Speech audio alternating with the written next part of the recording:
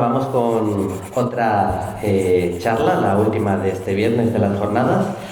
Y lo comentaba cuando el primer día recibíamos a los autores.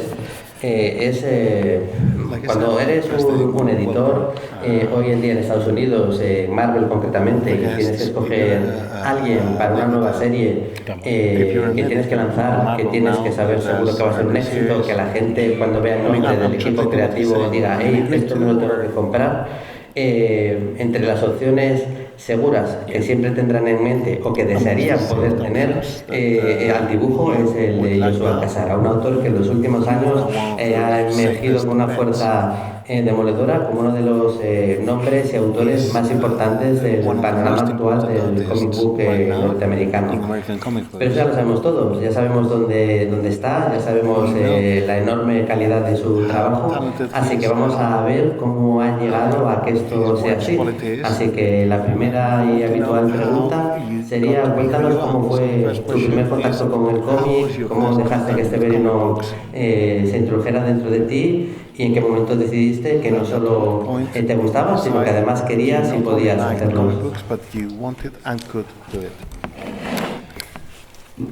I went to the local, in America, it's called a liquor store,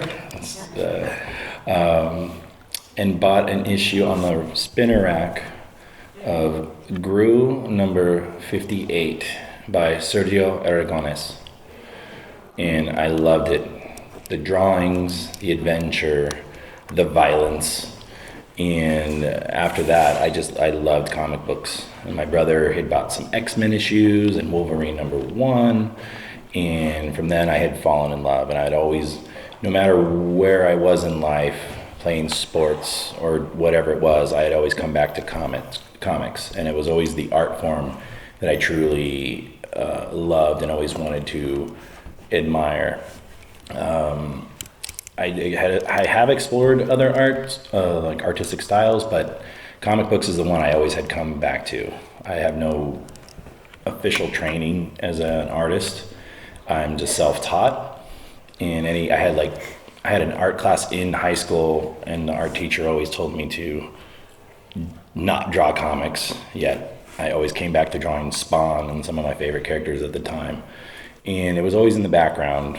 And it wasn't until I was about 30 years old that I decided I wanted to do this for a living. Me acuerdo perfectamente, entré en un ultramarinos, o lo que sería el equivalente a ultramarinos en Estados Unidos, y estaba en un estante de estos giratorios, el número 58 de Blue, la serie de Sergio Aragonés, y me encantó. Me gustó muchísimo el dibujo, me encantó el sentido de la aventura, la violencia que tenía.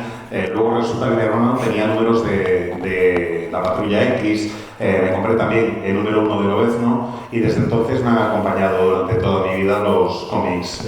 Daba igual lo que estuviera haciendo, aunque fuera practicando deporte, aunque me dedicara al deporte, cuando tenía que volver a algo, volvía siempre a los cómics, porque es el arte que siempre me ha gustado más, es el arte que he admirado y he explorado otras formas de expresión artística, pero siempre acabo volviendo a los cómics. Yo no tengo formación como autor de cómics, como dibujante, soy totalmente autodidacta y recuerdo a mi profesor de plástica, a mi profesor de arte en el instituto, que siempre me decía, no me vuelvas a dibujar otro cómic. Y yo acababa volviendo y dibujaba un número de Spawn o de cualquiera que fuera el personaje que me gustaba en aquel momento. Y así hasta que con unos 30 años más o menos decidí dedicarme profesionalmente a esto. A la hora de formarte como autodidacta, evidentemente está claro que copiar es una de las únicas herramientas que tienes, ver qué autores te gustan e intentar ver cómo hacen las cosas e ir creando tu propio estilo, pero el cómic es mucho más. Narrativamente, me imagino que es una mezcla de leer y de hacer páginas. En cierta manera, la dureza de aprender tú solo, prueba, error, éxito, no tan éxito, es lo que te lleva a este trabajo que haces en redes sociales, en el que sueles compartir con más frecuencia que otros autores todo el proceso creativo, cómo haces el lápiz, cómo va luego la tinta, distintas opciones a lo mejor del color, como para que la gente que te siga tenga esa herramienta en caso de que quiera formarse también en autodidacta.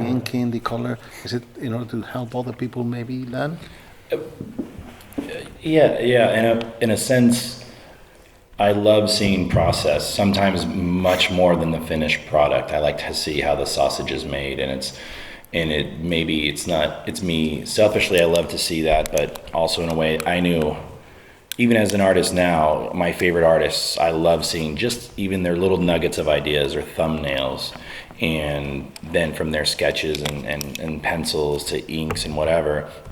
It shows much more of how they get there, and being self-taught. There's a lot of great things out there. I mean, nowadays, online, but back in my day, it was How to Draw Comics the Marvel Way, or in Wizard Magazine, Brutes and Babes by Bart Sears can show you a lot of things. And so following that, and then copying your favorite artists and studying the way they do things, the way David Finch does anatomy, the way, John Cassidy or Frank Quitely tells a story. And, you take those bits and pieces that you like of each one of them, and then, eventually, hopefully you can, that becomes your style, or, that you become an amalgam of all your favorite influences.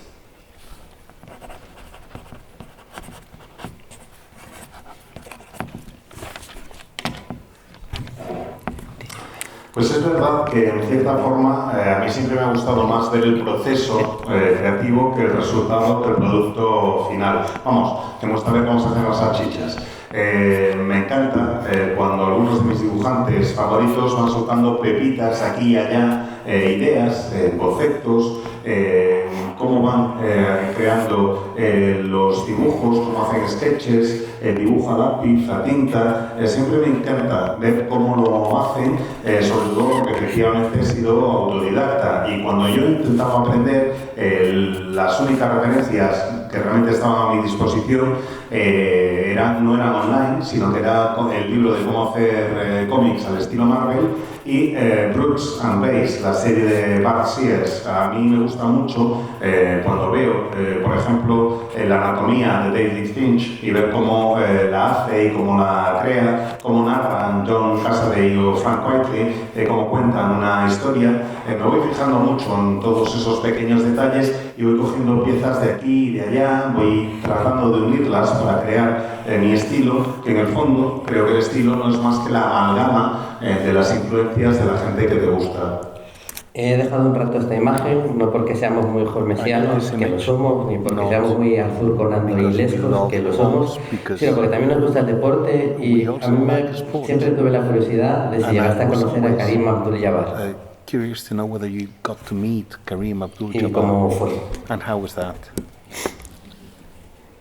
When you work on a lot of books, they're mostly through email, and so most of the creators I've ever worked with have been through email, and so the first time you meet them is usually at a convention. And I had to do a panel just like this in a room 3 times the size, and I sat here waiting, and we waited, and Kareem Abdul-Jabbar walked in, and he sat down next to me, and he was still this much taller than me. His knees were right up here, and he's on TV when he plays basketball, he's larger than life, and in person he's much larger than life. He was very lovely to my wife, and a sweetheart, and he loves the things he creates, and he was obsessed with Sherlock Holmes, and it was really good to hear his story of how him reading Sherlock Holmes in college when he played basketball at UCLA led him to writing a novel and then eventually doing a graphic novel, which I became a part of.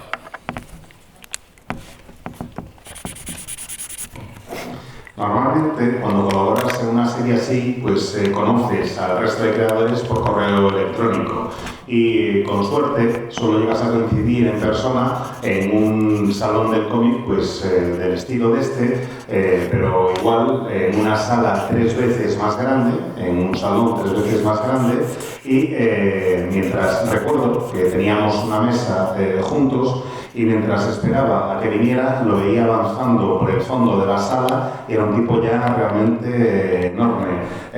Bueno, para que os hagáis una idea, él llegó, se sentó a mi lado y a pesar de estar sentado a mi lado me sacaba pues poco más o menos esto, como si estuviera todavía de pie, aún estando sentado. Las rodillas le llegaban por aquí, más o menos. Cuando lo ves en la pantalla de la tele jugando a baloncesto, parece que es un tío más grande que la propia vida, pero es que en persona es aún más grande todavía. Fue absolutamente encantador, se portó de maravilla con mi mujer y fue una delicia realmente. Y me gustó mucho ver que es un tipo que se obsesiona con lo que crea, que le gusta tanto lo que ha creado que se obsesiona con ello. Nos explicó que Sherlock Holmes, leer Sherlock Holmes, le había servido de mucha ayuda mientras estaba en la Universidad de California en Los Ángeles, en UCLA, y que eso le había llevado a escribir una novela sobre el personaje y después una novela gráfica, de la que yo tuve la suerte de formar parte. Y esta sería una pregunta un poco doble. La primera es, como dijiste ya, para lo que es estándar hoy en día, con una edad un poco más avanzada, decides probar suerte y ver si consigues trabajo como un profesional de cómic, que es lo que ahora eres. Y yo me preguntaba, ¿sucedió algo en particular? ¿Hubo algún fogonazo que dijeras, venga, sí, ahora sí, lo tengo que intentar ya? Was there some event in your life that made you think, okay, now's the time? There's a woman who came into my life, who's now my wife, who saw some of my old comic book drawings, and she said, these are really good. You're good at this sort of thing, and you go to San Diego Comic-Con every year. You still read comics and it seems like you love it. Why isn't that something this is something you should try? Have you ever really tried? And I admitted that I never gave it a serious effort. I was working in restaurants and bars for many, many years, kind of not sure what to do. And she kind of helped encourage me to at least give it a really good try, because I could always go back to bars and restaurants at any time. And so I cut off some social life and really concentrate. I said, I'm going to really give this a full effort, and kept practicing, studying my favorite artists. And then I wrote and drew like a 30-page book for myself and gave myself a deadline. And, working late at night, wake up early in the morning to draw all day long, then go back to work late at night and do it over and over again until I actually hit my deadline. And the moment I was finished, I said, this is exactly what I want to do for a living. I want to tell stories.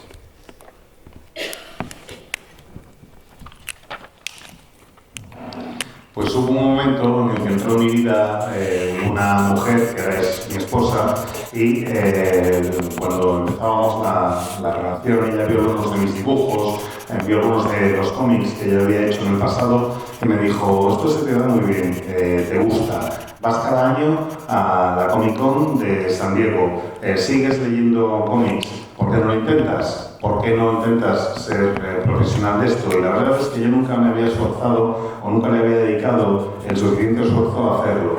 Yo trabajaba en restaurantes y bares y no estaba seguro de si iba a poder hacerlo. Y ella me animó, me dijo, mira, inténtalo, porque a las malas siempre te queda la posibilidad de volver a los bares y a los restaurantes. Así que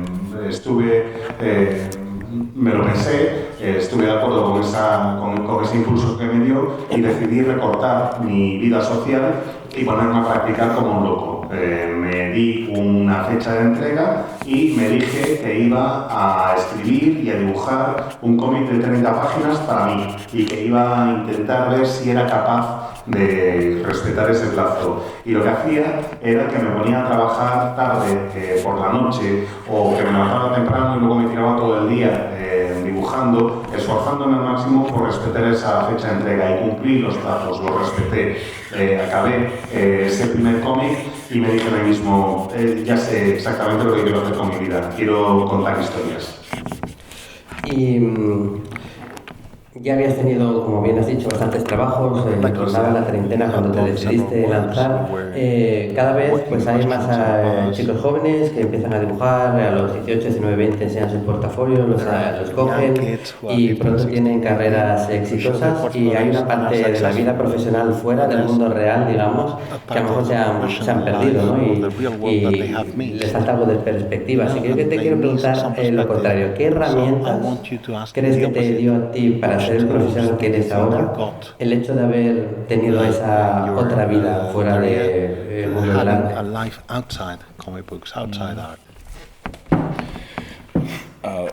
I talk about it a lot, that you not only, I mean, you have to be a good artist, but there's so many more factors to it because you're working with a lot of other people, and there's a sense of being a professional is not just because you're a good artist, you're working with other people and being nice and being affable.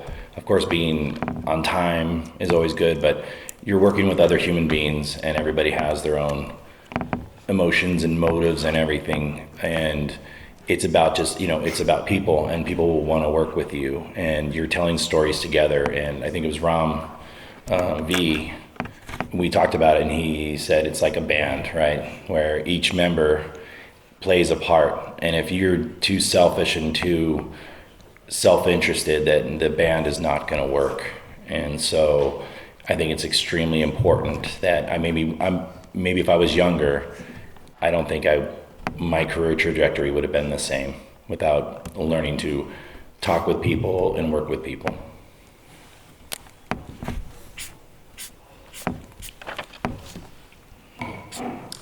Creo que me ha ayudado como dibujante profesional el darme cuenta de que somos personas, de que colaboras con otra gente, de que no estás solo en este negocio, y que hay otros seres humanos que forman parte del proceso y que también tienen sus propias emociones y sus propios anhelos. Tienes que tratar de entender qué es lo que motiva a la gente que trabaja contigo. De hecho, he estado hablando bastante del tema con Ram V durante estos días, y Ram hacía una analogía, decía que era como tocar en un grupo de música, que cada uno de los que crean el cómic toca un instrumento, tiene un papel que desempeñar, y si eres egoísta y si solo piensas en tu lucimiento y en ti mismo, el grupo no va a funcionar, no va a salir adelante. Creo que lo que me ha ayudado, o de lo que me ha servido empezar un poco mayor en el mundo del cómic, es que de más joven igual no hubiera sabido comprender al resto de participantes en el proceso, no hubiera podido hacer lo que hago como lo hago sin aprender antes cómo hablar y cómo trabajar con otras personas. Y ahora sí, ¿cómo fue ese primer paso de lanzarte, ir a ver a editores y conseguir el trabajo? Y me gustaría que nos contaras un poquito de esa emoción después de esta pelea, cuando ya vas al kiosco y vas a la librería especializada y ya encuentras allí el primer cómic que pone Casara en la portada. The first comic book that says Casara in the cover. So how is it getting in touch with editors and seeing your first published work? In the sense of how, okay, so when I can relate at least to my first Marvel job. I was just talking about this earlier to somebody who wants to do the same thing, and when I got the opportunity, I made sure that I put everything I had into that opportunity, and I wasn't gonna mess it up, like give it everything I had. Even just that first page, I made sure it had all the elements that an editor would want, and I did not skip on any part of it. I cut out as any extras I could do in my life, and I'm like, I have to nail this. And it wasn't just because I've heard before, breaking in's really hard, but staying in is much harder too, because they might give a lot of people chances, but it's about, again, back to professionalism and everything. And then finally seeing your book on the stands with your name, it just, seeing it alongside my favorite creators, in other books, and it was amazing. But I'm also super self-critical, and it was scary to open it because that's something I might have drawn 5 months ago, and I feel like you just get better and better, so all I see are my mistakes, And I'm like, oh, and nobody else notices it. Maybe I drew a bad finger. Maybe I drew a bad nose and nobody cares. They read the story and it's so pretty, but all I can concentrate is that bad nose and that bad finger I drew. But that's the only way to get better.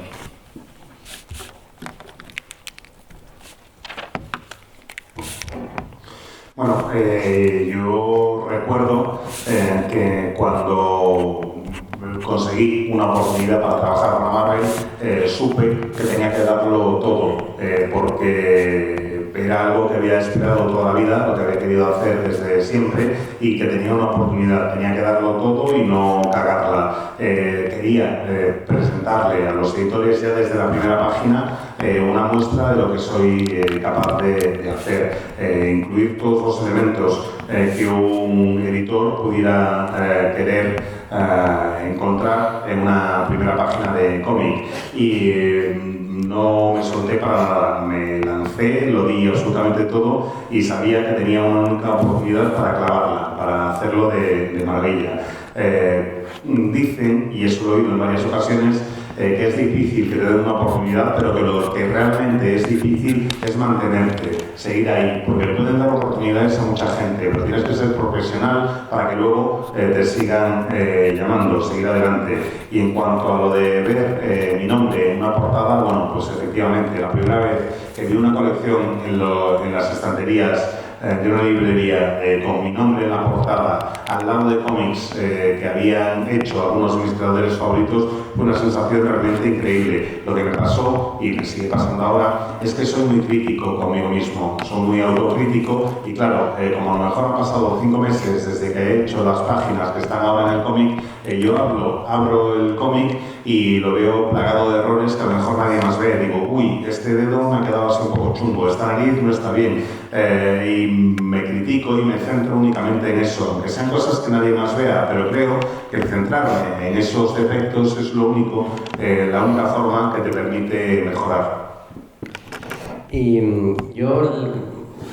todos los autores van teniendo un trabajo y llega un momento en el que ya te sorprenden o ya dices otra vez este tipo que bueno es y te quedas con su nombre, ¿no? A mí esto me pasó con tu trabajo en X-Force, que ya llevaba bastantes números dibujados en otras colecciones, que yo ya fue como la primera vez que dije, bueno, a este autor hay que seguirle en todo lo que haga porque realmente está haciendo cosas que van un poco bastante más allá de la media. Lo que yo quería preguntarte, teniendo en cuenta que quizás después de la llegada de Chris Claremont a los mutantes, el paso de Jonathan Hickman sea el otro paso más significativo que más ha cambiado todo lo que vino después en el mundo de los mutantes, ¿no? Quería saber si tú seguías siendo lector de estos personajes y quería saber hasta qué punto es grande esa Biblia que se comenta que pasan con todas las sugerencias y toda la información de lo aportado por Jonathan Hickman a este universo. That Hickman adds to his universe. How thick is it? When I was asked to, I was working on some Venom issue, and they immediately messaged me and they said, "We'd like you to jump onto." Jonathan Hickman is redoing the X-Men, and we'd like you to jump on and be part of the relaunch of X-Force. Now, for me, when I was 13 years old, X-Force #1 came out, and I bought probably my 3 or 4 or 5 copies. And so it was really surreal that I was being asked to be part of this. And then I got to read what I called the Jonathan Hickman Bible. And again, everything's online, and it's an email, and it's a PDF, but I imagine the PDF, if you printed it out, would have been this thick. And to see the new world that he had created, and he is just his attention to detail and his thoughts are so grand, and I mean the way it's played out, he had it even more grand, and we can not even get to so much of what he had wanted, or at least had planned out, or at least I think he just does the background work. But then they started sending me Pepe Larraz's pages and R.B. Silva's pages from House of X and Powers of 10, and I was completely blown away and extremely intimidated at the same time because I had to be a part of that. But it also I also knew I had to step up my game at that point. In each series, you want to get better. And seeing those pages come in, I wanted to be a part of drawing this amazing world. And the mutants that I loved when I was 12 years old, I'm finally getting to draw.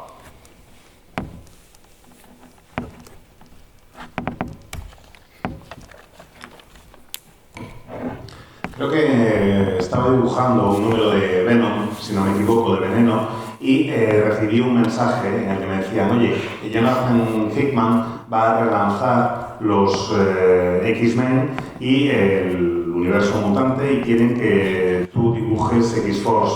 Bueno, para que os hagáis una idea, yo me había comprado 3 o 4 o 5 ejemplares del número 1 de X-Force cuando salió y tenía unos 13 años. Así que me parecía bastante surrealista que me propusieran formar parte de todo aquello.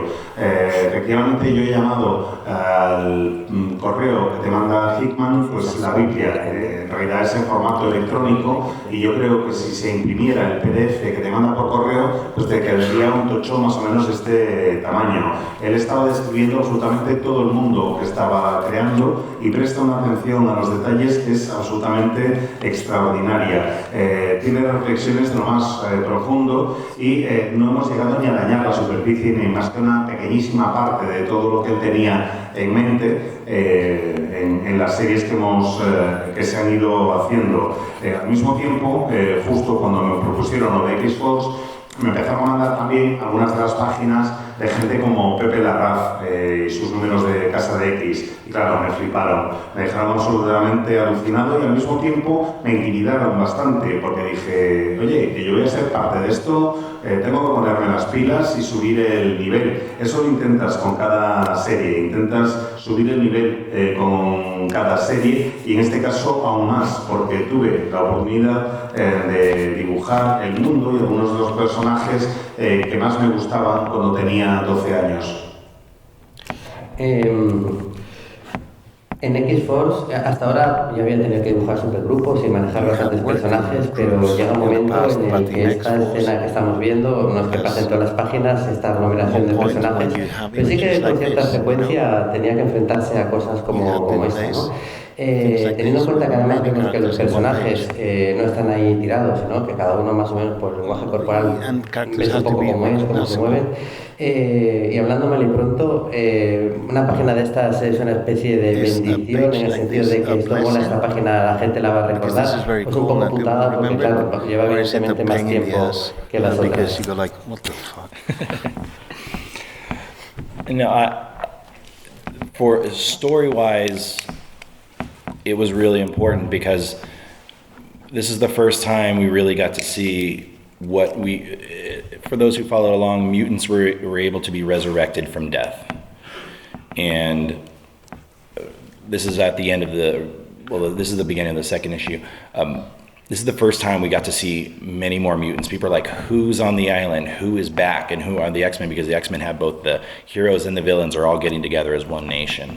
And it was kind of the first crowd shot that got done in this era with, I don't know, was that 50 mutants? And I was intimidated but excited because it wasn't too hard. They were all standing around, not doing anything, just kind of head down. The fun part is to do a checklist with your editors and just who can be on here, who can't be on here. And then you draw it, and then they come back after you've drawn it 3 weeks ago, and they go, oh, this character can't be there, this character can't be there, this character can't be there. And so you had to kind of draw in little ones, but there's a little nugget that I'm actually in that drawing. Me and the writer are both, I snuck us in there, we're mutants on the island.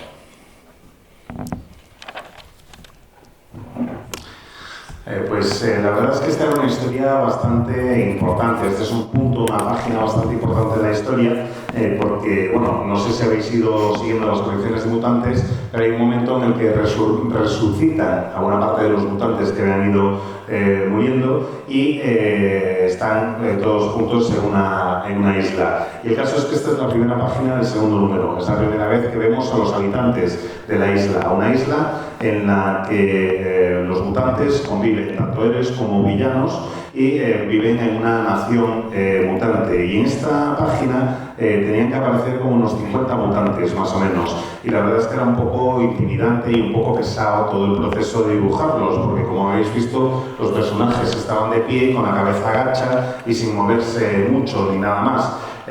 Lo más divertido fue hacer la lista de la compra con el editor y decirle, puedo poner a este, y a este, y a este, y a este. Entonces ir viendo quién podía estar ahí y quién no. Lo que ocurre es que como unas 3 semanas después de enviar la página tras haberla dibujado y demás, de repente me llega el editor, me llama y me dice, oye, ¿te acuerdas lo que habíamos dicho? Sí, pues mira, este no, este no, este no, este no, los tienes que rehacer. Y claro, tuve que volver a ponerme a hacer parte de la viñeta. Lo que sí os puedo contar, un poco casi como huevo de Pascua, como una pepita de información adicional, es que logré colar, sin que se dieran cuenta, colarnos tanto a mí como al guionista entre todos esos mutantes. Así que somos los dos mutantes en la isla.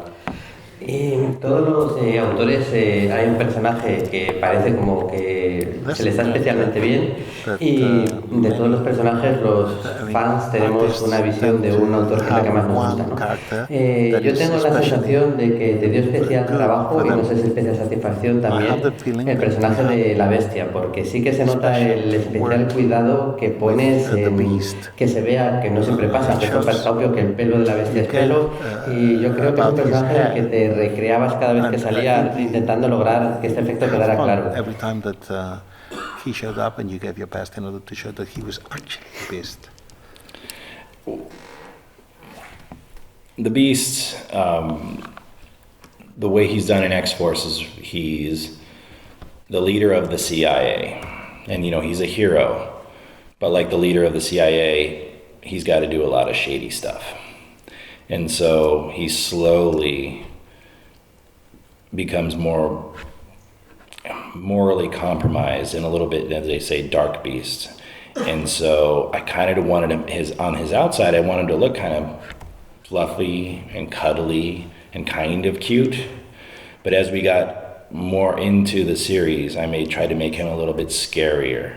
And I gave him, because he also wasn't in the field, he was the guy behind the desk. And I also started giving him more of a stomach because he was a kind of a glutton and not actually out there. And I just loved that kind of juxtaposition. Oh, there we go. We'll talk about that. Of him and his character and his progression. But again, I had originally thought of him as a blue Sasquatch, giant and cuddly, but also very scary. And I avoided the peaked hair. I wanted to go with the kind of shorter hair up top because Wolverine has that kind of peaked hair too, and I wanted to have a little bit of a different silhouette.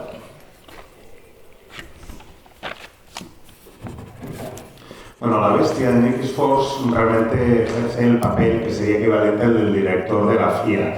Es cierto, la bestia es un héroe, pero ocupando el cargo que ocupa, pues tiene que empezar a hacer cosas cada vez más oscuras, cada vez más dudosas, y poco a poco va perdiendo la brújula moral, por así decirlo, y se va acercando cada vez más a la versión de la bestia oscura. Y a mí todo ese proceso me interesaba mucho compaginarlo con un personaje que por fuera pareciera, al principio por lo menos, encantador, súper mono, de lo más achuchable. Eso es lo que a mí me interesaba. Y además era un personaje que, bueno, siendo el director de la CIA, pues ya no estaba en operaciones sobre el terreno, estaba más bien sentado en una mesa, en un despacho, tras una mesa en un despacho, y claro, le iba saliendo panza porque el fulano es un tanto glotón. Y lo que quería era poder hacer una juxtaposición de todos estos elementos para el desarrollo del personaje, irle añadiendo elementos un poco más oscuros según iba evolucionando y que se fuera viendo pues el cambio del personaje tanto por dentro como por fuera. Me lo imaginaba como un Sasquatch azul, un tipo gigante de lo más achuchable y con el pelo medianamente corto, pero no quería hacerlo como Lobezno, no quería darle el mismo tipo de peinado como Lobezno, con ese pelo hacia atrás, como si tuviera ahí las alitas, sino que quería que fuera un pelo más corto para que tuviera un aspecto también más reconocible. No puse esta página como ejemplo de lo que decía antes, del montón de personajes, sino para hablar del bar que hay en Cracoa, ¿no? Porque creo que esta es una de las aportaciones que circunstancialmente aparecieron en X-Force y que yo sí que atribuyo en cierta manera para siempre a Joshua. Me imagino que aquí también habría un montón de huevos de Pascua. Sé que ha habido guionistas que han aparecido por ahí en modo cameo. Me gustaría que nos contaras qué más secretos escondidos han pasado por este bar de Cracoa a lo largo de los episodios. In this bar in Krakoa and your stories? What else does it hide? Well, to go back, the original idea was I had seen in X-Men #1, Pepe Larraz, there was like a cafeteria on the moon. And it's just, he'd created, there's a cafeteria like any workplace. And I realized that we're getting to build this world, like all these new areas. And as a longtime person who worked at a bar, I'm like, everybody's going to get together at somewhere, like the local cantina. And I decided because they're going to be on an island, it's going to be a tiki bar. And I had this idea of doing a grand Jeff Darrow-y scene.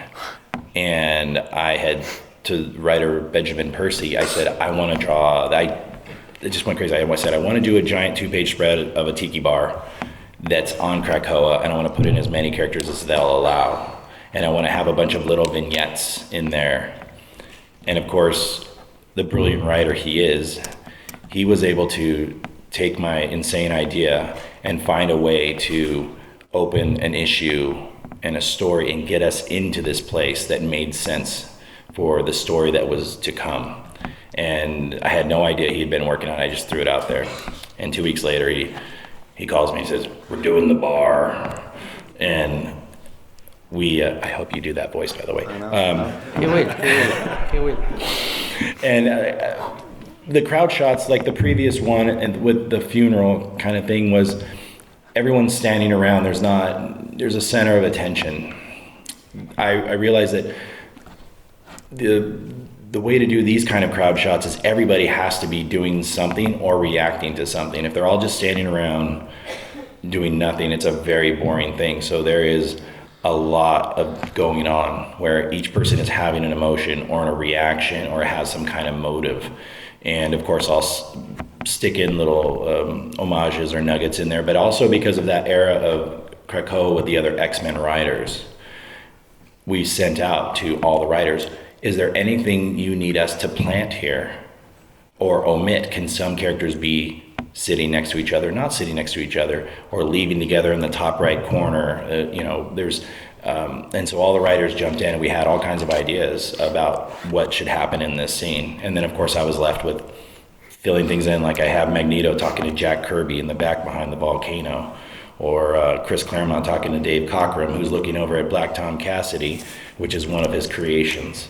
And I've gotten more messages on this image than anything else, I think, that I've drawn to this date.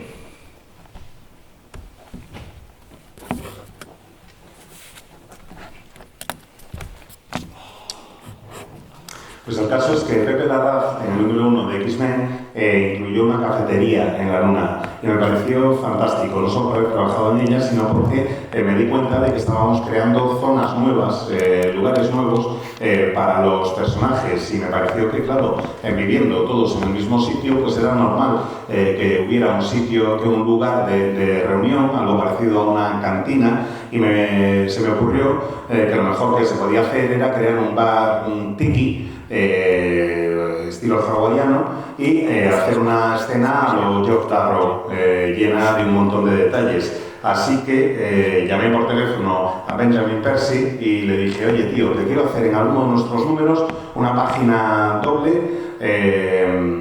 que sea en un bar de ambientación tiki, de ambientación hawaiana, y ya está. Y como me olvidé del tema, al cabo de un par de semanas él me llama y me dice, tío, vamos a hacerlo, ¿verdad?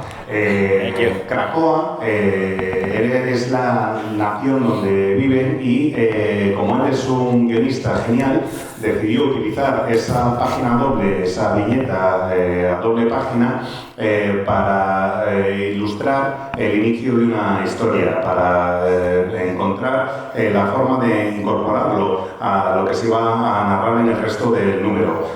Lo que pasa es que eso me obligó a tener toda una serie de preocupaciones, porque la escena inicial era del número 2, era lo del funeral. Ahí el centro de atención está claro, pero yo necesitaba que los personajes hicieran algo en el bar. No tiene sentido que estuvieran todos sentados sin hacer absolutamente nada. Cada uno tenía que tener algo entre manos, tenía que estar ocupándose de algo. En la escena del funeral ya digo que el centro de atención estaba claro, pero aquí era un grupo de gente que estaba en un bar y quería que fuera creíble y tenían que estar reaccionando ante algo, tenían que estar ocurriendo cosas, porque si no iba a ser muy aburrido para el lector. Tenía que haber algún tipo de reacción, emoción, algún motivo para que estuvieran como estaban.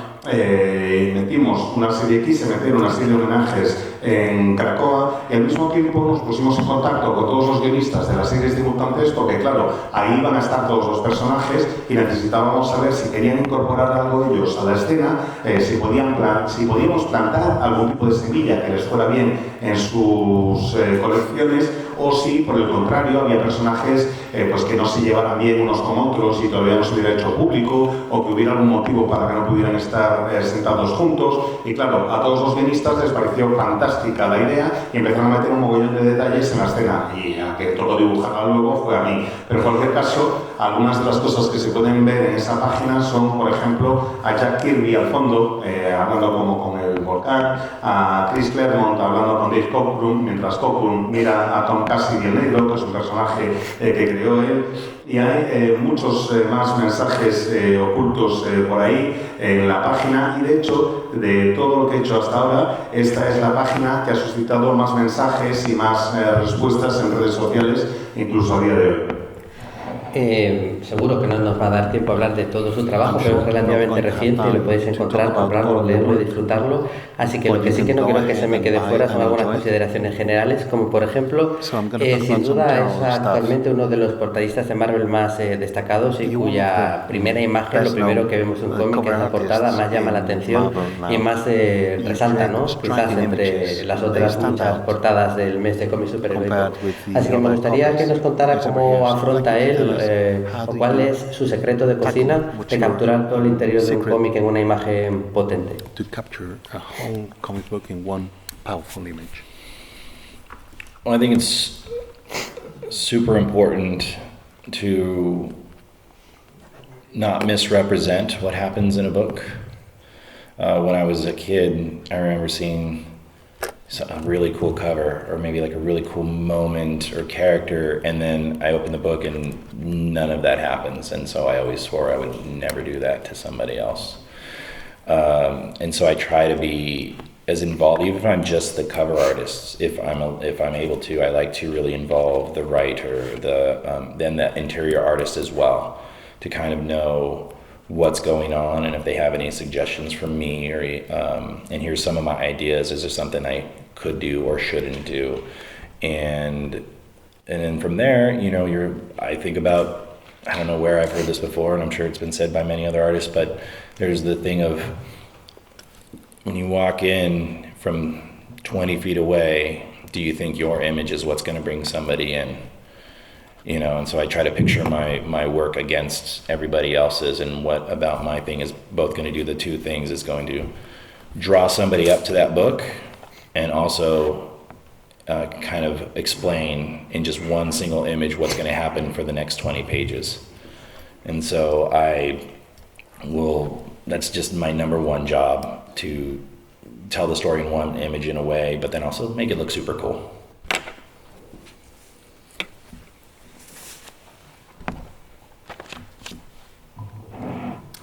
Para mí es súper importante no reproducir errores que he visto en el pasado y que hayan aportado a una escena que no refleja lo que ocurre en el interior del cómic, en el interior del número. Yo me he encontrado como lector en varias ocasiones con portadas súper chulas, con personajes que molan un montón, haciendo algo realmente llamativo, y luego abres el cómic y en el interior ni rastro de lo que has visto en la portada. Y yo me dije, eso yo no se lo voy a hacer a otra persona, eso yo no se lo voy a hacer a otro lector. Así que lo que intento siempre, en la medida de lo posible, si voy a ser el portadista, es ponerme en contacto con el guionista y con el dibujante, para que me den alguna idea, para que me digan más o menos por dónde van a ir los tiros, si hay algo que puedo dibujar, si hay algo que no debo dibujar, y a partir de ahí ya voy creando mi boceto para la portada. Además, intento cumplir con una máxima que he oído que se atribuye a algún que otro dibujante, que es que si quieres hacer una portada, tiene que ser una portada que sea capaz de llamar la atención del lector a unos 7 metros de distancia, y que en la imagen que tú creas haya algo que destaque,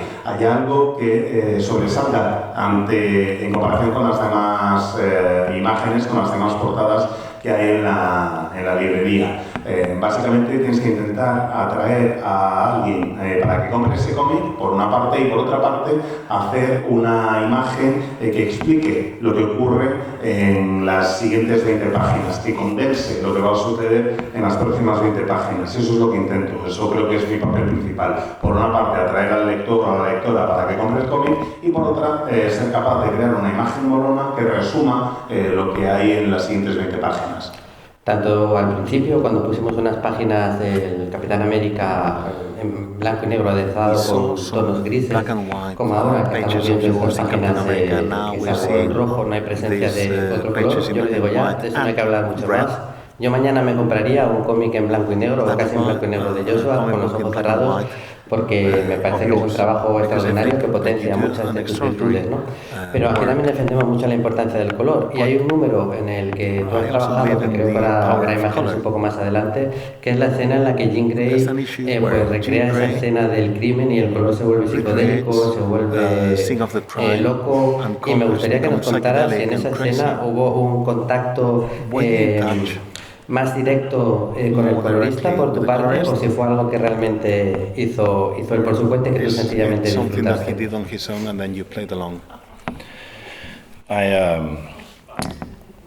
I don't ever turn in a page. This is just kind of my own thing. I don't ever turn in a page unless I think that it would still work as just a black and white book. I forever think that I don't like to leave as much up to the colorists, and it's not that like I'm a control freak or anything.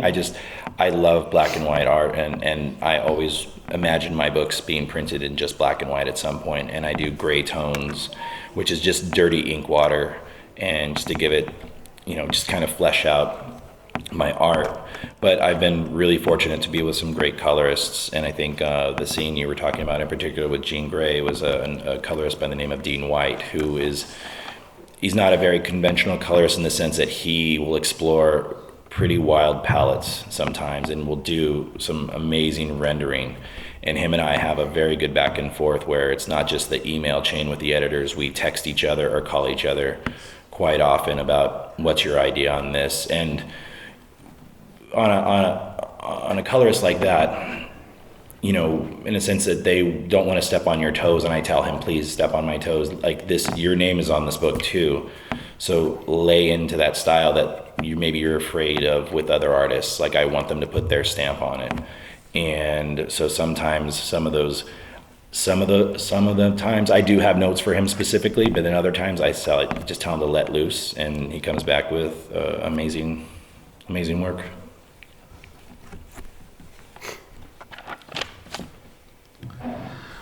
Yo siempre me imagino mis páginas y nunca entrego ninguna a menos que la conciba como algo que se puede ver en blanco y negro, sin necesidad de que haya color. Y no porque no me guste el color o los coloristas, ni porque sea un obseso del control, sino porque me gusta imaginar que algún día mis páginas se podrán reproducir en blanco y negro. Y de hecho meto volúmenes, uso muchos grises, que los doy con aguadas, En fin, intento que eso dé más consistencia a mi estilo de dibujo. En cuanto al color, bueno, normalmente colaboro, y en esa escena con Jean Grey en concreto, así fue, con un colorista que se llama Dean White, que es un colorista que no es nada convencional, que usa paletas de colores que no tienen nada que ver con lo habitual. Y tenemos una relación muy buena, los dos, sinceramente. Una relación que va más allá del intercambio de correos electrónicos con los editores y con los demás miembros del equipo. Nos mandamos mensajes con frecuencia, nos llamamos y muchas veces nos preguntamos, oye, ¿y tú hacia dónde quieres ir con esto? ¿Qué quieres hacer con esto otro? Recuerdo que en un momento determinado tuvimos una conversación en la que me decías que lo que no quiero es pisar tu terreno ni meterme en algo que no me corresponde. Y yo le decía, por favor, métete, pisa lo que quieras, porque esto no es solo mío, esto es un proyecto, una serie en la que trabajamos los dos, también es tuya y me gusta que dejes tu sello. Así que muchas veces lo que hago, o a veces lo que hago, es dar indicaciones al colorista porque tengo un resultado concreto en mente. Pero otras veces le digo simplemente, suéltate el pelo y haz lo que te venga en gana. Con frecuencia cuando se habla del estilo de Joshua se destaca lo dinámico de las escenas de acción, poder que hay en cada uno de sus viñetas. Y a mí una cosa que curiosamente siempre me ha llamado mucho más la atención es la enorme calidad que tiene, porque no nos engañemos, lo otro es algo que es bastante común dentro del cómic americano, pero lo que no es tan común es este cuidado a los planos generales, que al igual que en el cine tiene una importancia extrema, no solo para contar dónde transcurre la acción, sino para mandarnos mucha más información, ¿no? Como de tamaños, como de dimensiones. A partir de aquí, cuando un personaje le diga a otro, tengo que ir al otro extremo de este sitio, pues tú ya te das cuenta que no es una distancia cercana ni nada. Y tengo la sensación, porque esto ha estado presente desde el principio en todas sus obras, que es algo a lo que le presta especial atención y a lo que creo que él le da una importancia destacada. Thank you. I mean, some things you become obsessive about, and especially when you're setting a scene, right? This is at least in particular with this image, but many others, you know, there's a thing called establishing shots, and it's, you put somebody in this place that is just out of my mind and the people I work with that people are reading, and it's super important for them to give them every little detail I can to make it feel alive and make it feel real and that you're there. And if I do a good enough job, like, I don't have to draw that crazy background in every single panel after that, you know, and it makes it easier on me in my left hand. But I think there's that, like you said, the attention to that, and I want the reader to be immersed in that, and to, if I do a good enough job on that first establishing shot, they're there in there, and the rest of their brain will fill it in on subsequent shots. La verdad es que me obsesiono muchas veces con ese plano inicial que establece la escena, que describe la escena. Quiero que ese plano sirva para llevaros a los lectores a un sitio que he concebido yo, que es para la gente que lee el TVO, que capten los lectores todos los detalles posibles para que ese sitio parezca un sitio vivo, un sitio real. Creo que si hago un buen trabajo con ese primer plano, luego me voy a ahorrar mucho más tiempo y esfuerzo haciendo los fondos, porque ya tendréis la imagen en la cabeza, y también eso permitirá que mi zurda descanse un poco más. Básicamente, si meto mucho esfuerzo en ese plano inicial, en esa imagen inicial, luego no tengo que currarme tanto los fondos, porque vuestro cerebro habrá retenido la imagen y rellenará los huecos con lo que ya habéis visto. A medida que uno va cogiendo peso en la industria, pues también va pudiendo, no sé, me imagino que hacer más fuerza para escoger con quién colabora hasta cierto punto, por lo menos, ¿no? Tú has trabajado con Percy en X-Force, has trabajado con él recientemente en Lobezno. ¿Esto nos viene a indicar que es un tándem que esperáis seguir mostrando en el futuro, o a lo mejor ha sido una casualidad que os ha unido? Is it the right creative team that will go on in the future, or do you want to explore other things? Absolutely. I started getting into this by writing my own little book, and I would love to be like a one-stop shop where I get to write and draw my own books. And that doesn't take away from, I love working with with other creators and my writers, because you feed off of each other. and with their idea, and I take a nugget of their idea and I throw it back at them, and it just kind of, it snowballs. But there is some sense of, I would love to just have a book that is just mine from start to finish. And there's just many genres I would love to do, and I just wish I could draw faster, because I would be able to do it. Bueno, pues desde luego me encantaría hacer una cosa, que es escribir mis propios guiones. Como os decía antes, yo empecé en este negocio con una historia propia y me gustaría convertirme en lo que podría escribirse como una ventanilla única, es decir, alguien que crea el TVO entero, desde el guión hasta el final. No me malinterpretéis, me gusta mucho trabajar con otros creadores porque podemos compartir ideas, estamos lanzándonos sugerencias unos a otros y se convierte en una especie de efecto bola de nieve, que está muy bien. Pero también me gustaría tener una serie, tener un proyecto que sea totalmente mío, de principio a fin. Me gustaría abordar alguno de los muchos géneros que me gustan y hacer alguna historia en la que pueda dibujar un guión que haya imaginado yo. Y bueno, y para acabar, y con esto que está tan de moda, esta palabra de legado y demás, me gustaría que nos contaras, ya llevas unos años trabajando y esperemos que sean muchísimos más, pero ¿cómo te gustaría, cuál sería, si tuvieras que decir una cosa, por lo que más te gustaría que se te recuerde como dibujante? O sea, ¿cuál es ese logro, ese aspecto que tú crees que te define o del que estás especialmente orgulloso y que te gustaría que se dijera, ¿cómo molaba Joshua por esto? And say people will remember Joshua for this. Oh, that's a tough question.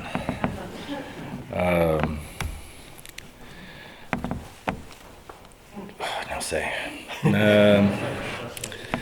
Just that, like, I cared about everything that I did, and that I love telling these stories that you guys get to read. I sit at home in my own little bubble for weeks on end drawing this, and then when I come to shows like this, and people come up with my book, and somewhere halfway across the world, have read my books, that means so much to me, and they tell me how much they care about the stuff that I do, and it hits me right here, because I care so much about this, much more than people probably think.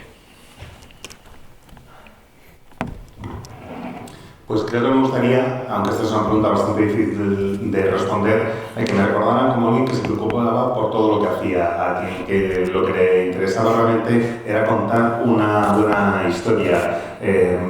Yo me encanta que podáis leer lo que hago, lo que creo.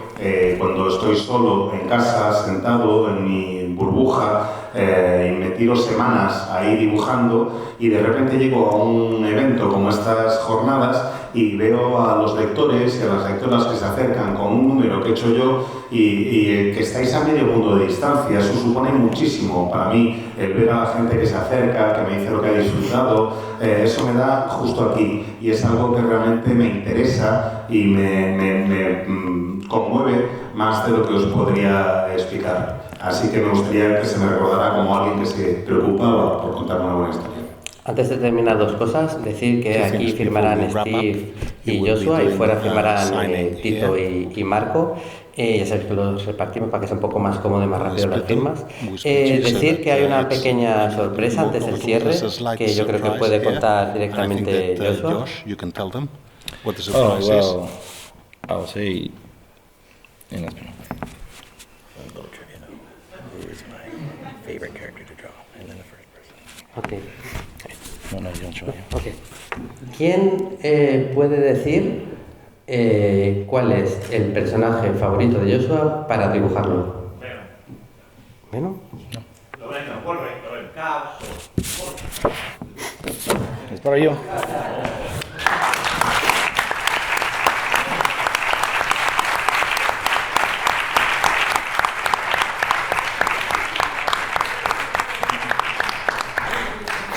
Oops. En aquellos tiempos en los que hablamos por teléfono fijo, con los autores mientras estaban dibujando. Esto ha sido como un revival, qué guay.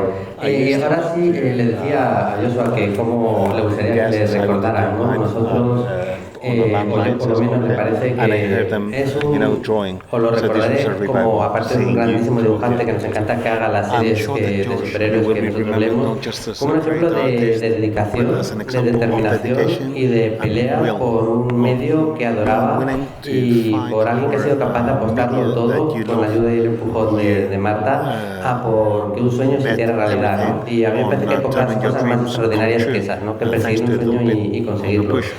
Y como decía, de amor por el medio, y como estamos viendo estos días con un muy buen equipo, que estamos seguros que esta es su primera visita, pero también estamos convencidos que no será la última.